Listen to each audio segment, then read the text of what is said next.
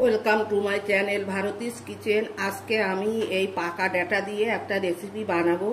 দেখো আমি কি কি জিনিস এর মধ্যে নিচ্ছি। এই ডাটাগুলো তরকারিতে দিলে না খাওয়া যাবে না, এর ভেতরে দানা হয়ে গেছে, শক্ত হয়ে গেছে। তাই এটাকে আমি একটা রেসিপি তৈরি করে নিচ্ছি। প্রথমে হাতে একটু তেল লাগিয়ে নিচ্ছি। তেল লাগিয়ে এরকম ডাটার গায়ে লাগিয়ে দেবো, দিয়ে আমি আগুনে ছেঁকে নেব। রেসিপিটা বানানোর জন্য আমি এখানে 4টে শুকনো লঙ্কা নিয়েছি, একটা রসুন আর 2টো পেঁয়াজ। দেখো আমি আগুনে বসিয়ে দিয়েছি, এরকম উল্টে পাল্টে আমি ছেঁকে নেব। এগুলোকে আমি দেখো কিভাবে ছেঁকে ছেঁকে নিচ্ছি, এরকম করে নিতে হবে।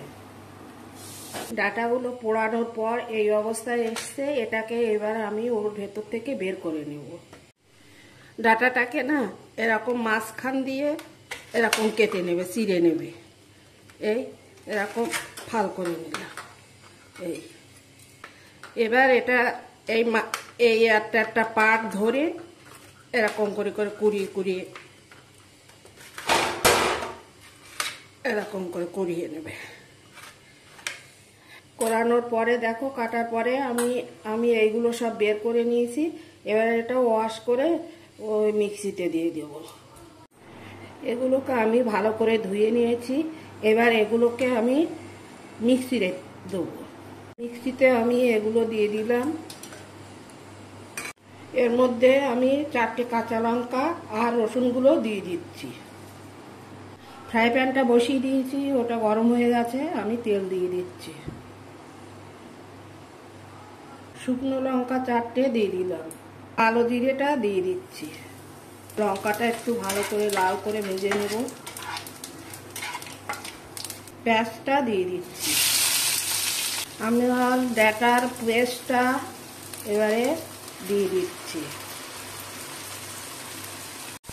তোমরা না পাকা ডাটাগুলো না, সজনের ডাটা তো ভীষণই উপকারী, ওগুলোকে ফেলে না দিয়ে এরকম করে খেয়ে দেখো, খুব ভালো লাগে। আমি অনেকবার বানিয়েছি, এবার তোমাদেরকে বানিয়ে দেখাচ্ছি। স্বাদ মতো লবণ দিয়ে দিচ্ছি, হলুদটা দিয়ে দিচ্ছি। ডাটা যেমন দেহের পক্ষে উপকারী, সেরকম খেতেও খুব সুস্বাদু। এইভাবে ভর্তা বানিয়ে খেয়ে তোমরা। আমি এখানে অল্প একটুখানি চিনি দিয়ে দিচ্ছি। এটাকে আমি একটু অল্প আছে বেশ খানিকক্ষণ রান্না করে নেব। রান্নাটা আমার হয়ে গেছে, এবারে আমি নামিয়ে নেব। দেখো এটা কত সুন্দর হয়েছে, এরকম অবস্থায় নামিয়ে দেবে। খেতে খুব সুন্দর হয়েছে। আর এটা যেহেতু পোড়ানো ডাটা, এর একটা স্মোকি গন্ধ বেরোচ্ছে, খুব সুন্দর গন্ধটা।